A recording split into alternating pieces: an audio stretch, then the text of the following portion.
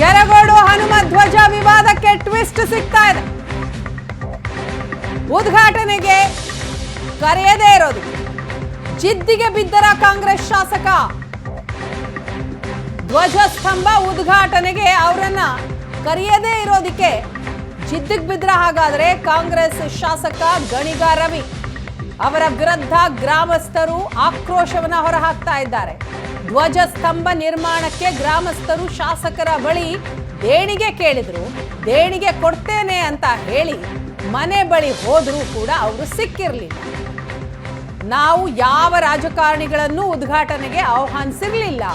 ಪಕ್ಕದ ಹಳ್ಳಿಯಲ್ಲಿ ದೇವಾಲಯ ಉದ್ಘಾಟನೆಗೆ HDK ಆಗಮಿಸಿದ್ರು. ಧ್ವಜಸ್ತಂಭದ ಬಳಿ ಬಂದು ಹೋಗುವಂತೆ ಯುವಕರು ಆಹ್ವಾನಿಸಿದ್ರು ಅಂತ ಹೇಳ್ತಾರೆ ಗ್ರಾಮಸ್ಥರು.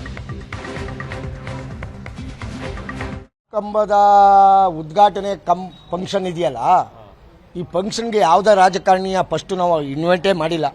ಏನಕ್ಕೆ ಅಂತ ಹೇಳ್ತೀವಿ ಕೇಳಿ. ಇದು ರಾಜಕೀಯ ಬೆರೆಸ್ಕತ್ತದೆ. ಇಲ್ಲೆಲ್ಲ ಪಕ್ಷದವರು ಮಾಡಿದ್ದಾರೆ. ಆದ್ದರಿಂದ JDSನವರು ಕರೀದ್ಬೇಡ, BJP ಅವ್ರನ್ನೂ ಕರೀದ್ಬೇಡ, ಕಾಂಗ್ರೆಸ್ನವರು ಕರೀದ್ಬೇಡ ಅಂತ ನಮ್ಮ ಮನಸ್ಸಲ್ಲಿದ್ದದ್ದು. ಆದರೆ ಏನಾಯಿತು, ಮಾರ್ಗಳ್ಳಿಲಿ ಒಂದು ದೇವಸ್ಥಾನ ಉದ್ಘಾಟನೆ ಇತ್ತು. ಅಲ್ಲಿಗೆ ಕುಮಾರಸ್ವಾಮಿ ಬರುವಂಥ ಪ್ರೋಗ್ರಾಮ್ ಇತ್ತು. ಆ ಸಂದರ್ಭದಲ್ಲಿ ಏನು ಮಾಡ್ಕೊಂಡು ಕುಮಾರಸ್ವಾಮಿ ಮಾಜಿ ಮುಖ್ಯಮಂತ್ರಿಯವರು ಕೆರಗೋಡು ಮಾರ್ಗವಾಗಿ ಮಾರ್ಗಳ್ಳಿಗೆ ಹೋಗ್ತಾರೆ. ಆಗ ಒಂದು ಸ್ವಲ್ಪ ಧ್ವಜಕಂಬ ಹತ್ರ ಬಂದು ಹೋಲಿ ಅಂತ ರಿಕ್ವೆಸ್ಟ್ ಮಾಡಿದ್ದು ಸತ್ಯ. ಆದರೆ ಕುಮಾರಸ್ವಾಮಿಯವರು ಅವತ್ತು ಗೈರಾದರು. ಇಷ್ಟೇ ಆದದ್ದು ಘಟನೆ.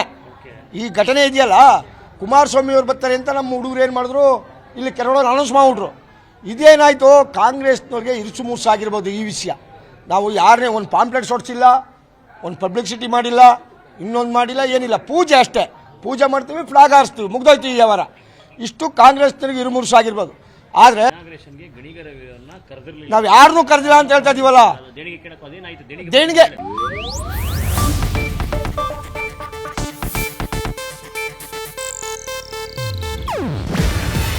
ಇದು ಏಷ್ಯಾನೆಟ್ ನ್ಯೂಸ್ ನೆಟ್ವರ್ಕ್ ಪ್ರಸ್ತುತಿ. ನೀವು ನೋಡ್ತಿದ್ದೀರಾ ಏಷ್ಯಾನೆಟ್ ಸುವರ್ಣ ನ್ಯೂಸ್.